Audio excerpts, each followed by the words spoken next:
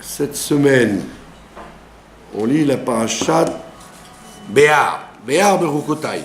On finit le livre de Vaïkra. Et donc, la parasha, elle parle de la Shemitah. Ça s'appelle le Shabbat Haaretz. Shabbat de la terre. Alors, on va faire la halachot de Shabbat.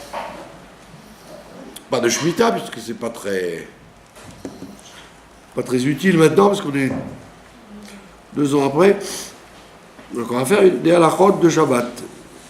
J'ai choisi pour vous quelque chose de très particulier qui s'appelle faire de la peinture Shabbat. Sauver.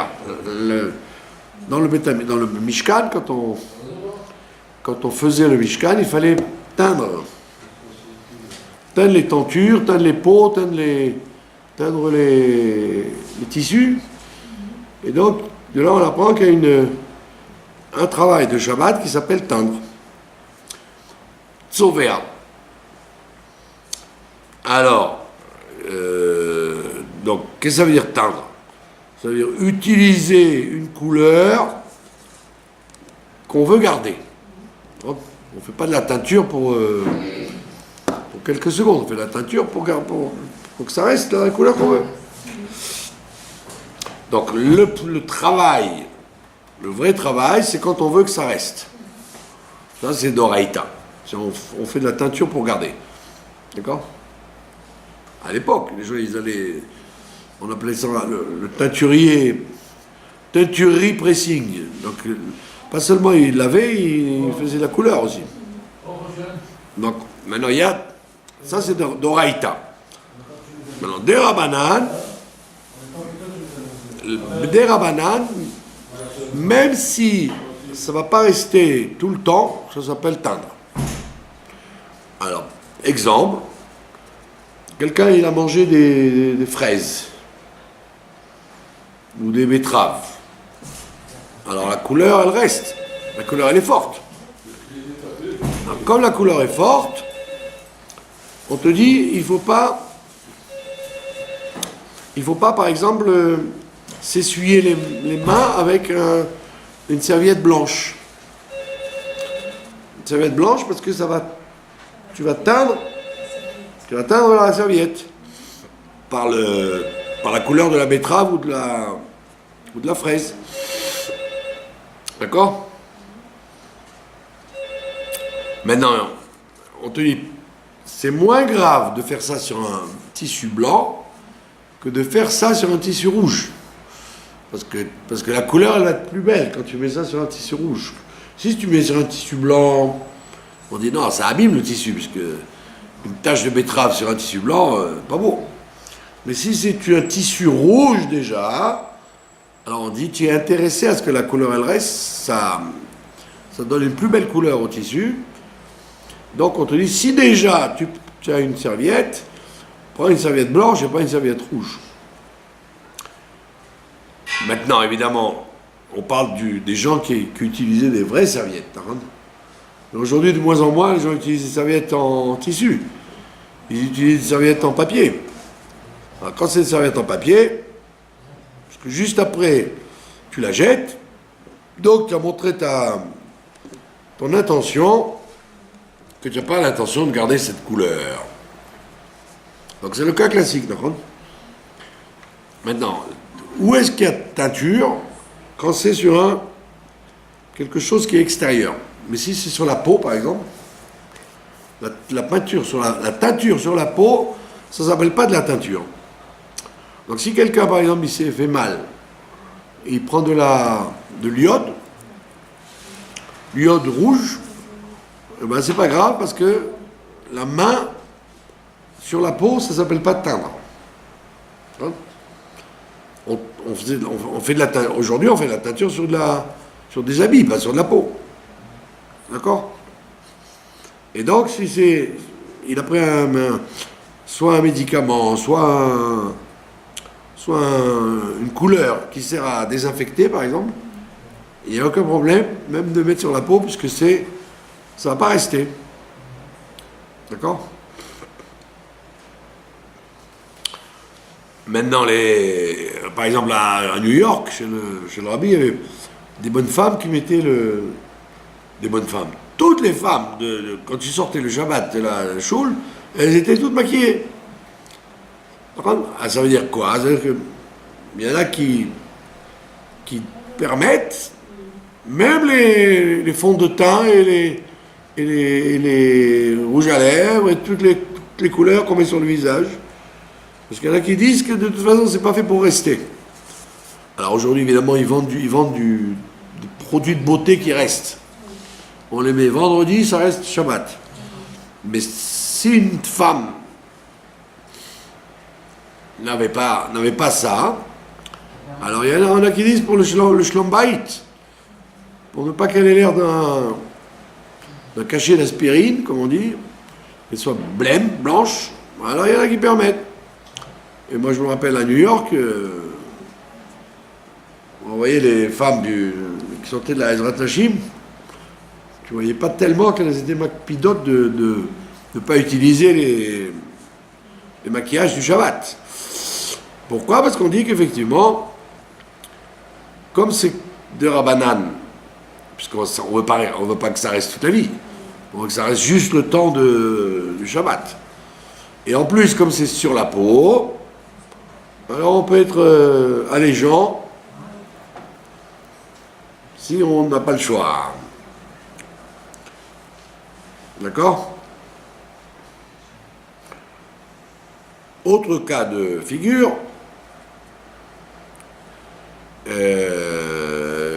autre cas de figure classique, est-ce qu'il y a l'interdiction de teindre dans les aliments?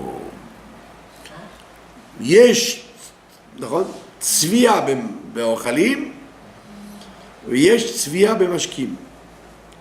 Alors en général, on dit, la plupart des poskim, ils disent en tzvia be'ochalim. Pourquoi? Parce qu'on va manger. Donc on ne met pas de la peinture pour peindre, on a la peinture parce qu'on veut manger après. Donc par exemple, tu as le droit de verser du jus de betterave, par exemple, sur des pommes de terre blanches, ça s'appelle pas coloré. Ou alors tu mets de l'arissa rouge sur un poisson blanc, ça aussi ça s'appelle pas coloré puisque tu vas manger maintenant. Donc il n'y a pas de tzvia sur les ochalim, même si on voit la couleur est différente.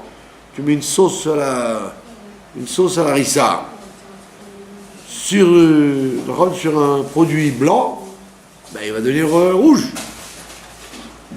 Et malgré tout, on dit en tzvia be'ochalim.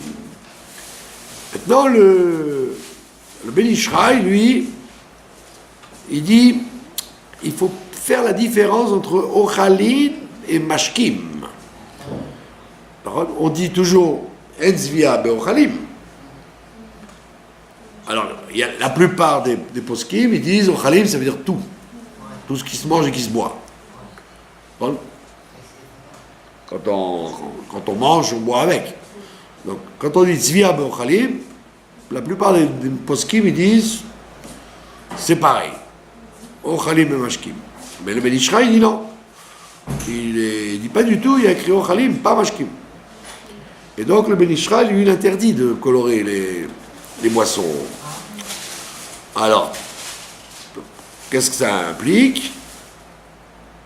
Par exemple, tu veux faire de la grenadine, ou tu veux faire la menthe, ouais.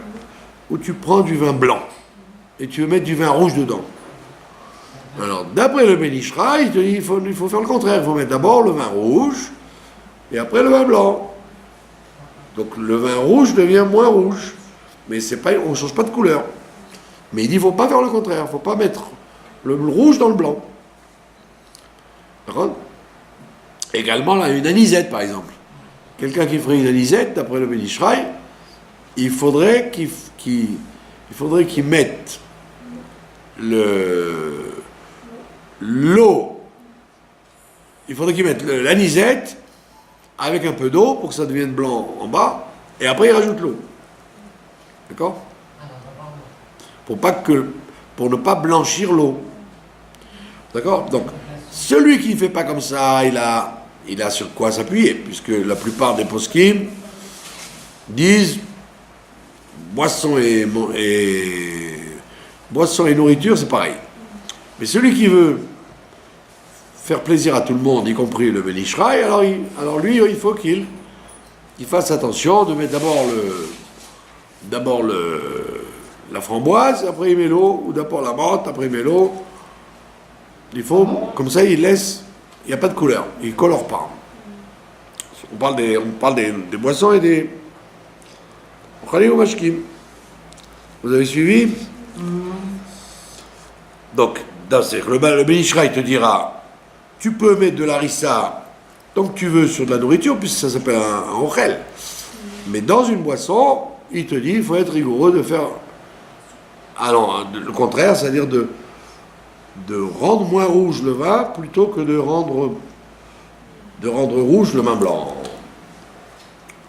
Donc c'est pas difficile à faire.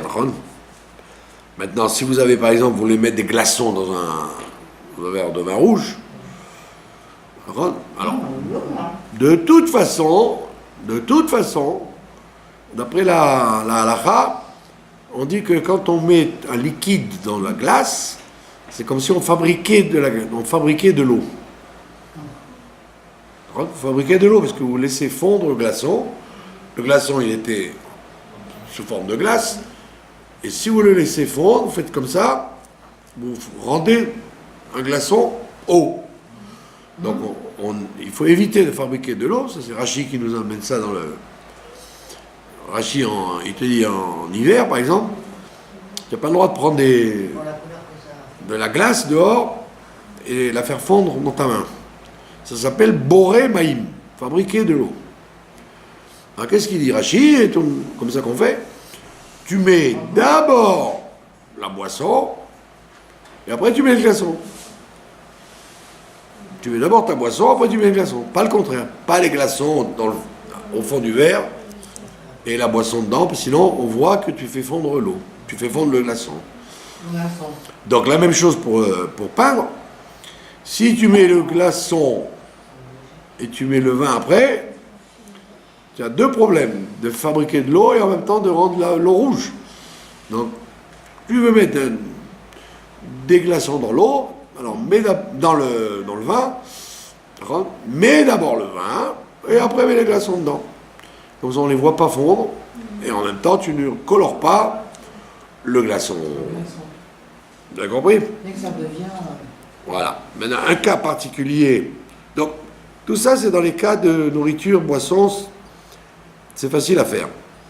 Maintenant, les problèmes de colorer sont surtout sur les tissus, là, c'est là, ça ressemble au Mishkan.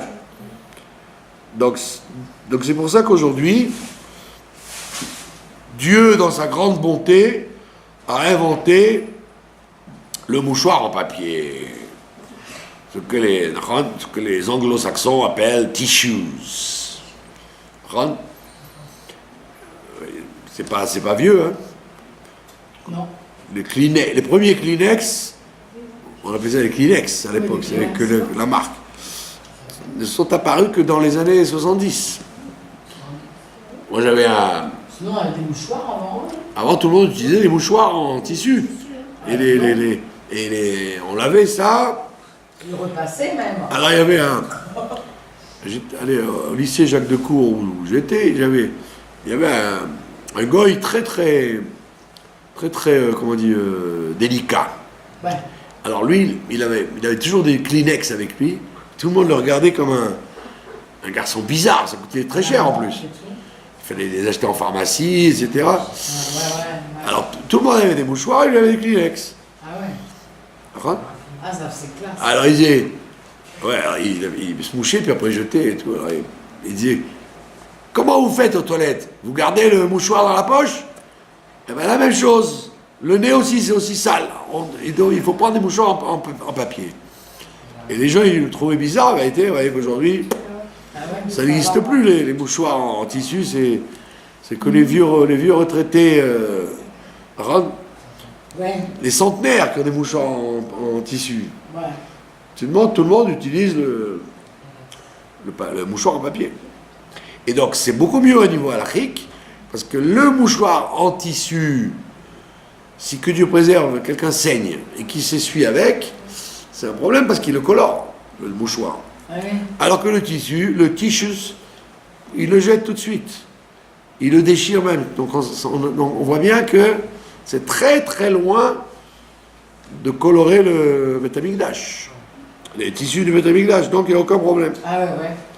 Donc si tu as... Donc par exemple, si tu as une nappe qui est en train de... Aujourd'hui, les nappes, la plupart des nappes sont synthétiques. Donc là aussi, sur le synthétique, il n'y a pas de peinture parce que ça ne tient pas. Tu prends les nappes blanches qui vendent la Made in China. Ça vient de quoi? De Chine, comme d'habitude. Tu mets dessus de la betterave, ça ne pénètre pas parce que c'est synthétique. Donc avec un peu d'eau, ça s'en va. Donc ça ne colore pas. Mais quand même, si tu fais tomber, par exemple, un truc coloré sur une nappe, le mieux, si tu veux essuyer, c'est de prendre des mouchoirs en papier.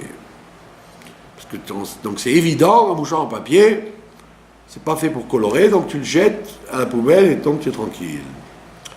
Dernier cas de figure, très moderne, il y a dans les toilettes, ils vendent aujourd'hui des déodorants nettoyants et très souvent c'est coloré pour faire joli, pour donner le style piscine, mer Méditerranée, donc c'est bleu ou rouge. Ah ouais. Alors il y en a qui vendent du blanc, Rose et tout. donc le blanc, ça ne colore pas bien évidemment, mais ça reste, comment on dit, transparent. Mais si tu veux acheter du bleu, comme ça tu as le sentiment d'aller à la mer. Quand tu vas aux toilettes, alors il y en a qui interdisent. Parce qu'ils disent que tu colores l'eau. Tu colores l'eau. Alors il y a beaucoup de poskim qui interdisent. Et qui te disent qu'avant Shabbat, il faut enlever le truc.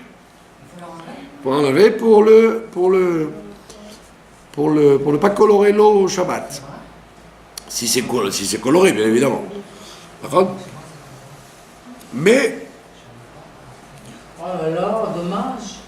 Ouais, mais il y en a, mais le Rav Ben Sion, Abba Shaoul, lui, il dit pas du tout, et pourtant, lui, c'était un Ben Ishraï. Qui lui dit ça? Le Rav Ben Sion, il dit qu'il était un Ben Ishraï, donc lui, il dit encore plus, qu'il y avait coloriage dans les liquides. Lui, il dit, il n'y a aucun problème. Pourquoi? Parce que, déjà, on a vu que c'est de Rabbanan. Ne peut être d'Oraïta que si tu colores pour que ça tienne. Par contre, que tu veux que ça tienne. Sinon, si tu colores pour que ça s'en aille, c'est évident que tu t'en fiches. Ça t'est égal complètement. Donc, il dit, premièrement, ça ne m'intéresse pas que ça tienne. Dans les toilettes, c'est rien que pour faire propre. Je ne veux pas garder l'eau bleue toute la semaine. Je veux garder l'eau bleue jusqu'à la prochaine personne qui va rentrer aux toilettes. Donc premièrement, c'est évident que c'est de Rabbanan. Bête, pour qu'il y ait une interdiction, il faut qu'il y ait une action directe. Une action directe, d'accord? Or là, c'est pas une action directe, parce que je dois appuyer sur la chasse. Donc, quand j'appuie sur la chasse, je déclenche que l'eau descende, et c'est donc pas moi qui colore, c'est la la conséquence de tirer la chasse. C'est ce qu'on appelle en halakha, on appelle ça grama. Grama, c'est-à-dire quand je provoque. Ah ouais. Quand je provoque, c'est pas pareil que faire la chose elle-même. Alors on n'a pas le droit de provoquer. Non, on a le droit de provoquer justement. C'est moins grave de provoquer que de faire soi-même. Donc c'est pas que vous prenez le truc et vous colorez avec. Vous tirez la chasse. Par contre, maintenant quand vous tirez la chasse, il y a de l'eau qui va sortir par les trous de la cuvette. Et l'eau qui va sortir, il y a une partie qui va rien faire et une partie qui va colorer. Donc ça s'appelle grama sur un issour des rabanan de l'anichale pour lequel il n'a rien à faire. L'anichale, il n'a pas un intérêt à ce que ça reste. Donc lui il dit aucun problème. Ça, il n'y a aucun problème de Shabbat parce que c'est pas comme quand tu colores avec de la jus de betterave avec ta main. Là, tu colores rien du tout. C'est le fait de tirer la chasse qui provoque que. Donc, quand c'est des rabanan et que ça ne. Toi, ce qui t'intéresse, c'est tirer la chasse surtout. C'est pas de colorer. Puisque s'il n'y a pas de colorant, tu tires quand même la chasse. Donc, c'est pas le bleu qui t'intéresse. Le bleu, tu es content qu'il y ait du bleu, c'est plus joli. Mais en vérité, ce que tu veux, c'est uniquement descendre de l'eau. C'est tout. Donc lui, il permet entièrement. Et donc celui qui veut pas qui veut pas se casser la tête, il laisse son truc bleu le Shabbat, ou alors il s'achète des trucs blancs. Mais les trucs blancs, c'est moins fort au niveau de la. Ça désinfecte moins. Les blancs et les jaunes. Voilà. Est-ce que vous avez des... dernier cas qu'on n'a pas vu, le cas des chaussures. Si vous avez des chaussures blanches ou noires, Shabbat, voilà. Vous vous rendez compte que... Oh, wow, Elles sont sales, hein. J'ai oublié de cirer mes chaussures avant Shabbat. Ouais. Alors, si ce sont des chaussures lavables, c'est du plastique ou de l'élastomère, alors ça va, vous pouvez vous lavez, parce que c'est pas du cuir, c'est rien du tout. Mais si vous vouliez mettre de la couleur blanche ou marron ou noire, là, vous n'avez pas le droit de faire ça Shabbat. Vous pouvez essuyer avec un chiffon pour enlever la poussière, la saleté, mais pas colorer la chaussure. Les nettoyer, on peut. On peut les nettoyer avec un chiffon. Sans... Et pas les colorer. Pas les colorer. Donc il ne faut pas utiliser le cirage, le Shabbat, mais on peut utiliser le chiffon. Voilà. Pour enlever la poussière, par exemple. Bon, ça, c'est bien. Il n'y a pas de... À ce moment-là, on ne colore pas. Ça fait pas plus de travail, Hein? Non, pas du tout. Il y a des produits, il y a la chasse, il y a l'économie. Travail, quel travail, non? J'ai compris, mais quoi, c'est pas vous faites pas la lessive, non? Si vous avez un peu de poussière, vous prenez un chiffon. Le truc de Gex. Un chiffon. Voilà. C'est tout. Non, on peut le faire. C'est pas plus fatigant. Il faut vraiment que vos chaussures soient dégoûtantes pour que vous frottiez. On parle stam. Ça arrive, hein, on parle stam d'enlever un peu de poussière pour que vous n'ayez pas l'air. Sortir de la semaine. Eh oui, que vous n'ayez pas à la synagogue avec des chaussures dégoûtantes. Voilà. Hein? Ça m'est arrivé. Donc qu'elles soient en cuir ou pas en cuir, on n'utilise pas de peinture. En poudre. Dernier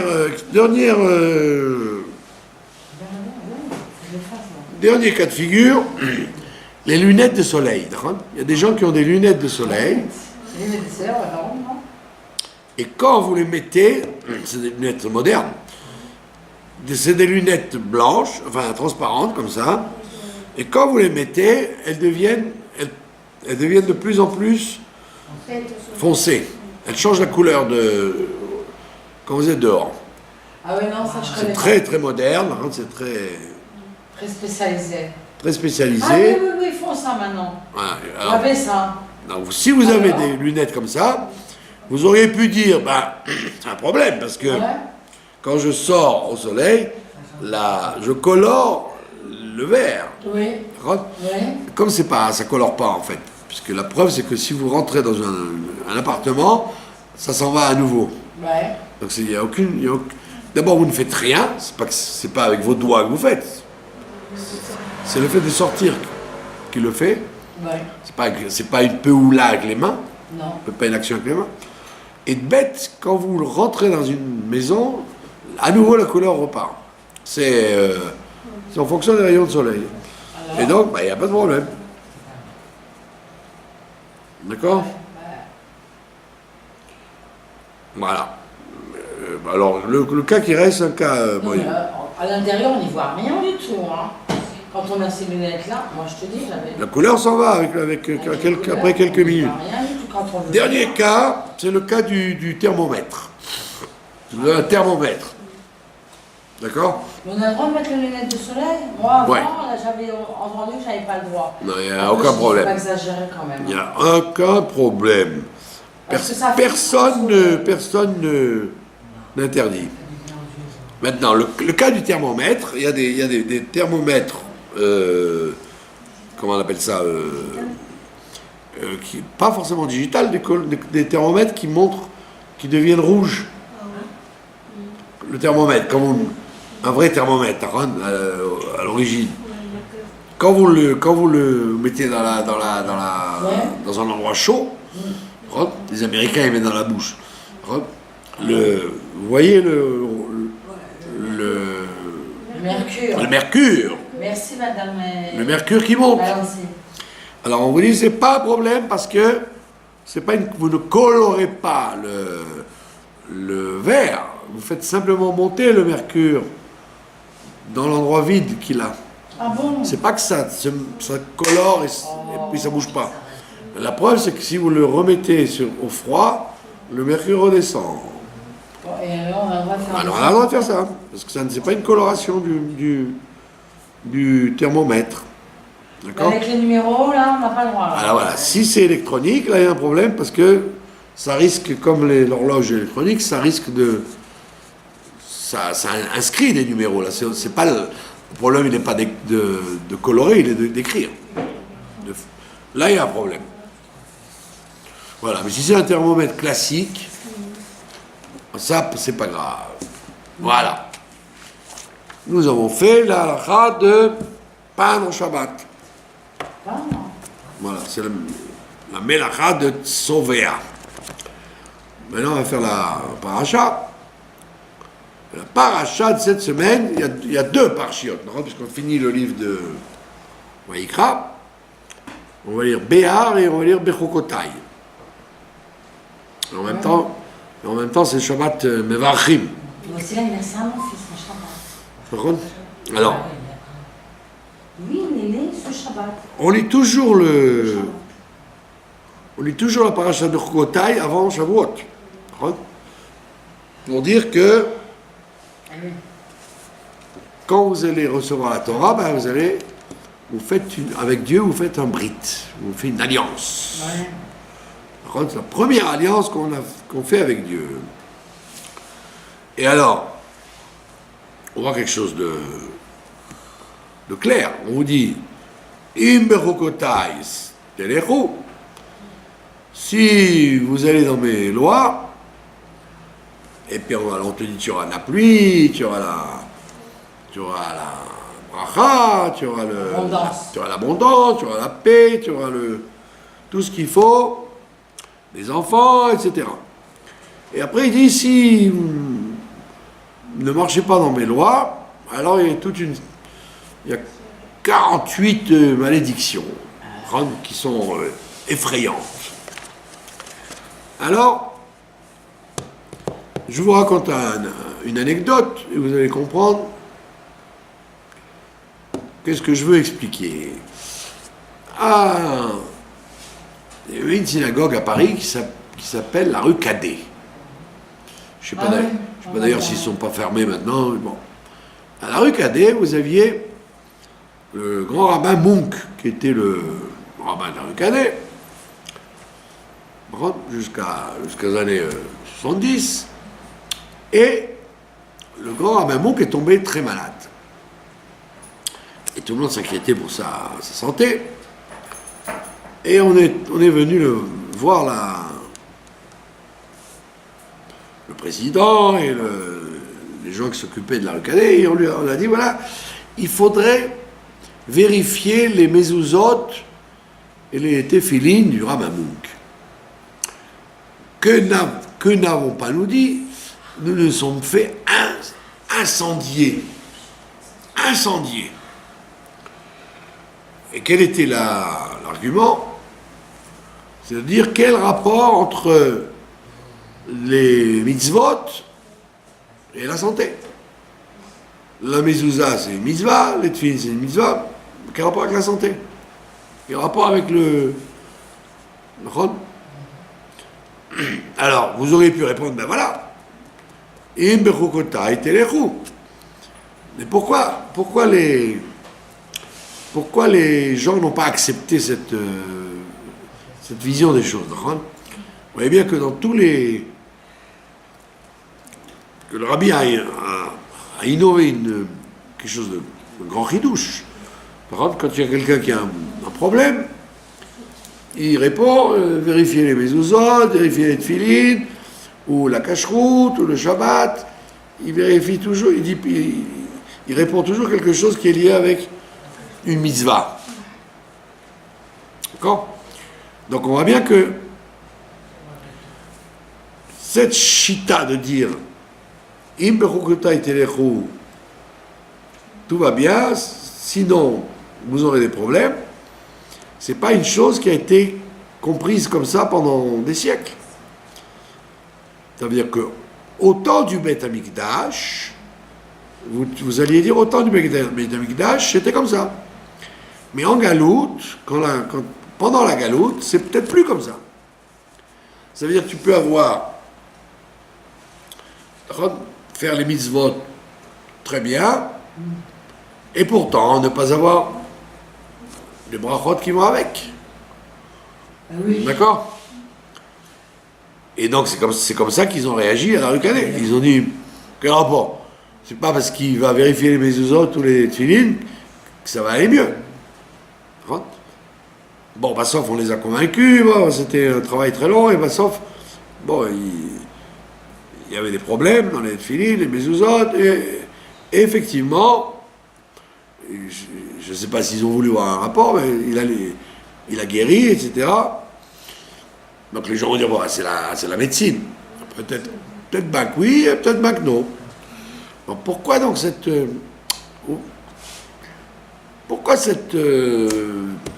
vision des choses différentes? Alors, ça veut dire que pendant tout le temps de la galoute, c'est vrai que le monde ne marche pas forcément d'après la vérité de la Torah. C'est que quand la galoute commence, le sheker, le mensonge, commence à gagner aussi.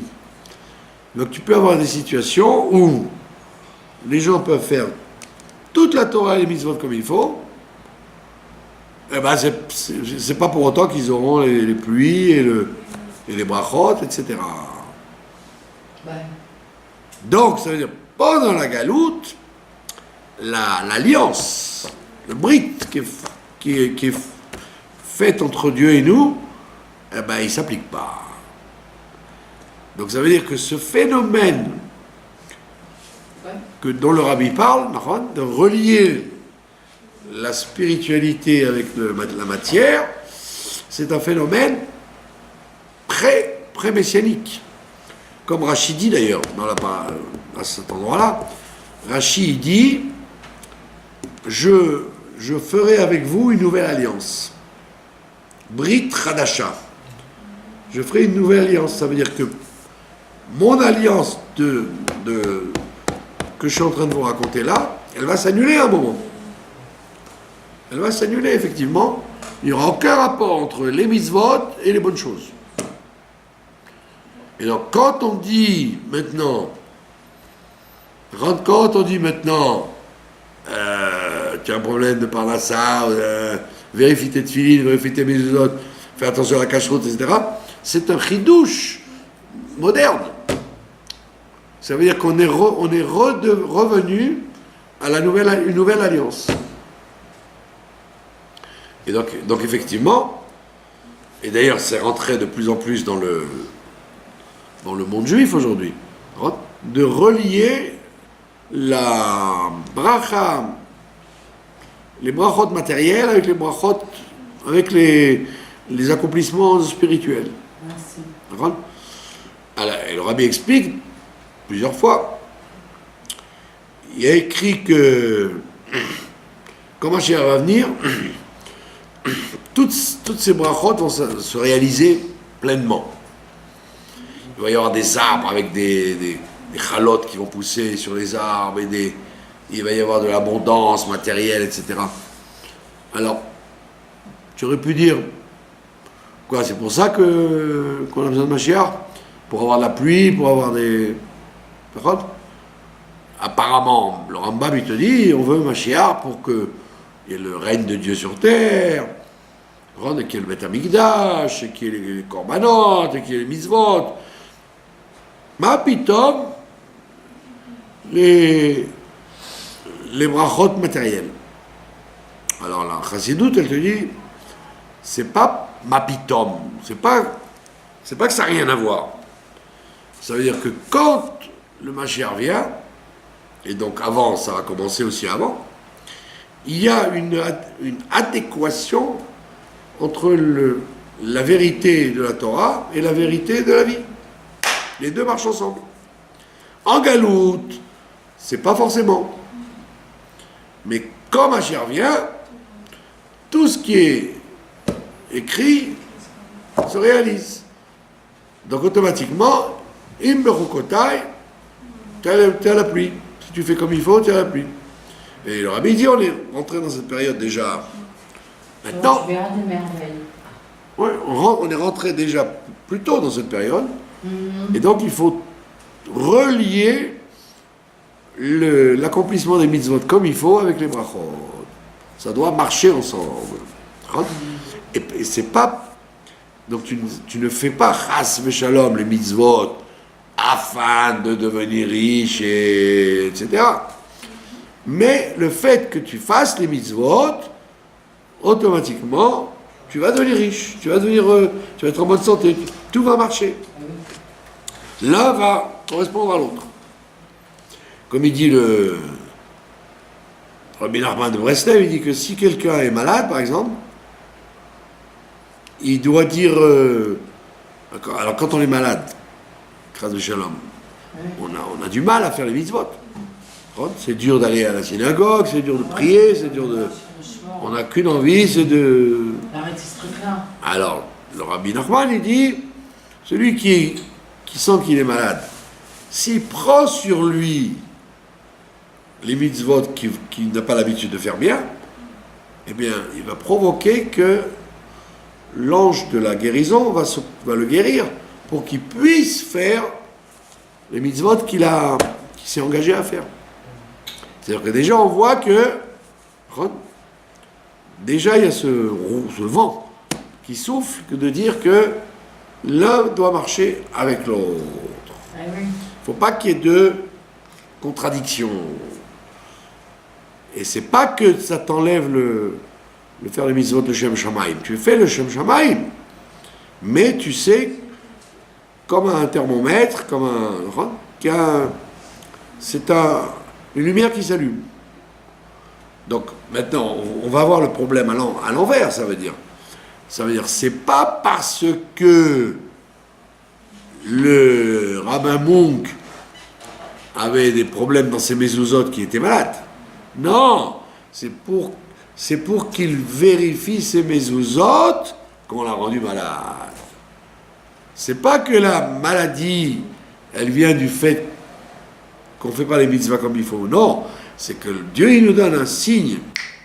Il envoie un ding, ding, ding, une sonnette d'alarme, par l'intermédiaire d'une chose qui nous dérange, pour qu'on vérifie les mitzvot, si on les fait bien ou pas. Ah, ouais. Donc alors, ça veut dire à l'envers. C'est pas qu'on est, je vais faire la mitzvah pour être en bonne santé. Non, c'est que pour que je fasse la mitzvah comme il faut, des fois on te dit, fais attention à ta santé, parce que cette mitzvah-là, tu la fais pas bien. Donc ce n'est pas fait pour te faire peur, c'est fait pour te faire arranger. Pour faire le tikkun de la chose. Parce qu'on n'est pas venu sur Terre, d'accord ? On n'est pas venu sur Terre pour s'occuper de notre santé ou de la parnassa, etc. Tout ça, c'est des trucs. Parce qu'on est des êtres humains, on est obligé. Mais c'est pas pour ça qu'on est venu sur Terre. Tu n'es pas venu sur Terre pour payer ton loyer. Tu devrais être riche. Et donc, et faire la Torah et les mitzvot dans la richesse. Et donc, automatiquement, tu n'aurais plus de cassement de tête, ni pour payer tes factures, ni pour. Donc, il faut voir les choses dans le sens contraire. Pas dire que Dieu veut punir, alors il a rendu malade. Non, Dieu veut prévenir qu'il y a telle mitzvah qu'il faut faire bien, et donc comme il faut bien rendre comme le bébé là qui tire la robe de sa mère, il faut bien si le bon Dieu il te dit bon ben, tu sais quoi, tu n'auras pas le Gan Eden, ben, la plupart des gens ils vont dire ouais, d'ici 120 ans j'ai le temps de m'occuper du Gan Eden. Pour l'instant laisse-moi faire ce que je veux. Alors il te dit non, si déjà maintenant tu sens qu'il y a quelque chose qui ne va pas, tu auras une plus forte tendance de la réparer pour que ça aille bien. Donc, tu ne vas pas faire la chose de Shem Shamaïm, mais au moins tu vas faire la mitzvah comme il faut. C'est-à-dire la raison pour laquelle tu es venu sur Terre. Donc on voit qu'il faut réfléchir à l'envers. Il ne faut pas dire moi je fais les choses pour que ça aille bien. Tu dis je fais les choses parce que je dois les faire. Et comment je sais si je les fais bien? C'est si tout est comme il faut ou pas. Vous avez compris? Et c'est pour ça que dans les malédictions qu'il y a là-dedans, c'est plusieurs fois répété le principe du hasard. Hein? Le principe du hasard. Ça veut dire quoi? Ça veut dire que quand la première malédiction qu'il puisse y avoir sur quelqu'un, c'est quand il croit que ce qui lui arrive de bien ou de mal n'est pas provoqué par la Hashgacha Pratit. Quand il croit que c'est le hasard qui fait les choses. Et ça, c'est une constante. Si tu sais que Dieu, il veut t'embrouiller, alors il te fait croire que c'est le hasard. Il n'y a rien de pire que ça. Que quelqu'un à qui il arrive quelque chose et qui dit non, ça n'a rien à voir avec la Vodat Hashem. Ça n'a rien à voir, c'est obligé, voilà, il y a une crise économique, alors j'ai perdu mon travail parce qu'il y a une crise économique. Il dit non, parce que le bon Dieu, il a habillé sa volonté pour te faire une épreuve et pour t'enlever ton travail. Mais c'est pas parce qu'il y a une crise économique. La preuve, c'est qu'il y a des gens qui travaillent quand même. Alors pourquoi toi tu es là-dedans et pas là-dedans? Alors c'est pour ça qu'on te répond. Si tu veux voir du micré, c'est ce qu'il dit là-bas, Kéry, si tu vois les choses qui passent par hasard, alors le bon Dieu il te dit, je te donnerai une malédiction très forte, c'est que je multiplierai le hasard. Ça veut dire quoi? Ça veut dire que quelqu'un, il lui arrive quelque chose, de bien ou de mal, et il attribue ça au hasard. Il dit pas, il dit j'ai eu de la chance. Voilà. J'ai touché de l'argent, mais j'ai eu de la chance. Ou alors je suis en bonne santé, j'ai de la chance. et j'ai pas d'argent parce que j'ai pas de mazal. Alors on dit non, attends, avant de parler de mazal, et de parler de choses que tu ne connais pas, parce que tu ne peux pas savoir dans quoi est ton mazal ou dans quoi il n'est pas. Essaye de dire, dans quelle mitzvah je ne suis pas comme il faut. Si tu ne fais pas ça, donc tu dis que c'est le hasard. Micré. Celui-là il est riche, celui-là il est pauvre. C'est le hasard. Alors on dit, la malédiction la plus forte, c'est quand, au lieu de te ding ding ding ding, au lieu de te réveiller en disant c'est pas le hasard, c'est Dieu qui veut comme ça parce que j'ai fait bien ou mal. Au lieu de ça, tu renforces ta croyance dans le hasard. C'est-à-dire qu'on va te donner des éléments de réflexion qui vont aggraver ton analyse sur les choses et tu vas dire ouais non c'est il a un problème de pied, il a un problème de pied parce que ce que je sais moi, parce que sa grand-mère elle avait un problème de pied. C'est de l'atavisme. C'est ou génétique ou atavisme. On te dit non, que ta grand-mère ait un problème de pied, c'était son problème à l'époque. Mais si toi tu as un problème de pied, pose-toi des questions spirituelles. Pourquoi ? Si tu vois ça comme un hasard, et les preuves que les gens voient ça comme un hasard, c'est que au lieu de faire une réflexion spirituelle, ils écoutent le docteur. Mais le docteur, c'est la fin du processus. Mais avant le docteur, fait un cheshbon nefesh. Fais un cheshbon nefesh, peut-être que ça va tout changer. C'est pour ça que les docteurs qui sont croyants, quand quelqu'un vient les voir, ils lui disent vous faites les Teilim, vous faites Mincha, mais attendez, quand vous vous mêlez,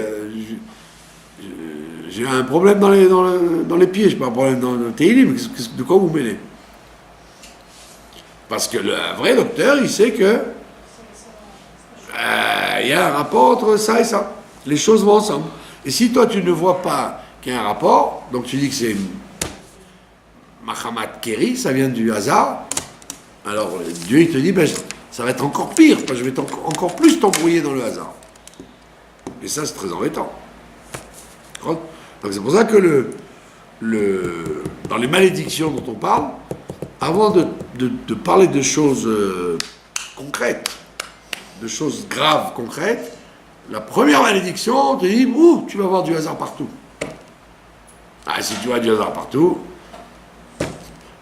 c'est pas pour rien que les Pirkei Avot de cette semaine, qu'on va dire, chapitre 5, il parle des 4 sortes de gens qui se mettent en colère. Celui qui se met en colère rapidement, et puis il se calme rapidement. Celui qui se met en colère lentement, il se calme lentement. Celui qui se met en colère rapidement, il se calme lentement. Il y a les 4 catégories de casse. Ouais. Pourquoi il parle de ça il a juste trouvé le casse, la colère. Parce que c'est quoi la colère?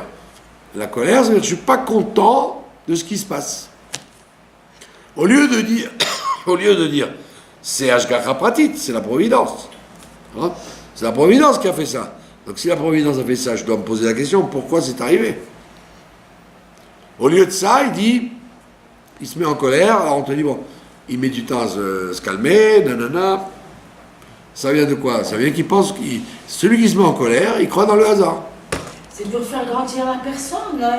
Voilà. Ça veut dire que si tu n'arrives pas à ouvrir la porte de ta maison, commence pas à t'énerver. De dire, qu'est-ce qui s'est passé? Pourquoi je n'arrive pas à ouvrir la porte? Qu'est-ce que j'ai fait de Rouhani pour que mon Dieu il me mette des épreuves aussi bêtes que celle-là? Alors, en général, les êtres humains, ils s'énervent.